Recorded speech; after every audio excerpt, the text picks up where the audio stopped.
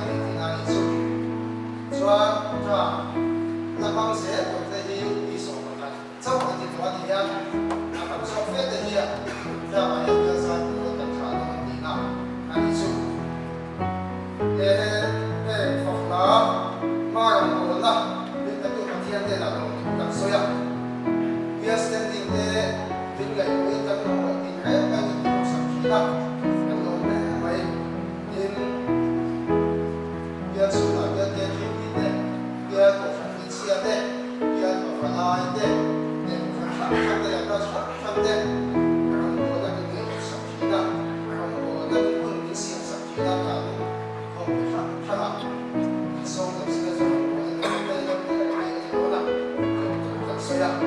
dia dia pastor dia sermente dia fana kita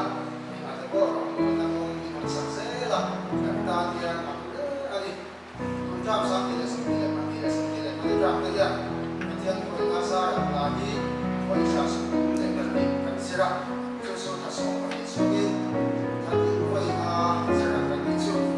lah jam ini sendiri pagi kan sira harus sangat mantap pagi kan ya saya nak makan sangat mantap kan ya kan tiap juga harus jam ini dia masuk di mana kami akan pulang dan pulang jam ini semua yang akan saya akan saya kan ya cuma kan kalian sampai masuk ke pagi kan pagi kalau terlihat baik jadi kan mungkin kan sama atau dia singkong itu terpindah ke sana ya lagi bagian masih memang hal dia dia sesuatu dia yang kenal itu kan ya berarti kita saling dia jadi kalau kita kan sedang mari biasa bukan pada kita juga jadi baik kita dia kan akan dia apa dia mau sampai apa dia sedang kumaya sampai kan dia marah dia sangat kan kamu dapat ikut itu semua kan dia akan kumaya jadi yang soal satu sugil dia nak dia rutin kan kalau ada dia lah orang orang pun kan faktori dong kan dia dia saya dia tahu sih tak cuman singkong itu cuma di apa dia beli apa soal singkong itu karena dia saatnya yang akan sponsor kepada kita maaf lah kalau dia kata itu apa kalau cuma ada isu dia lagi fakta saya karena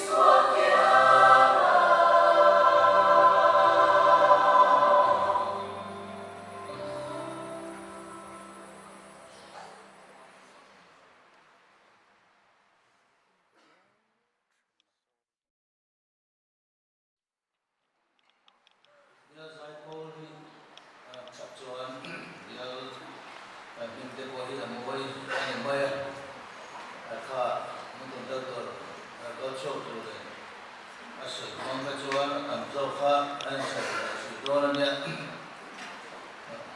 có sợ không được không chỗ này có không chỗ tôi sẽ làm cho các này đâu có quên phê mà xin là anh chuyện tết phê để tuân một cho nên anh lốm thâu gặp chuyện tôi là hôm nay là ra về cổ sản tết ra cổ tết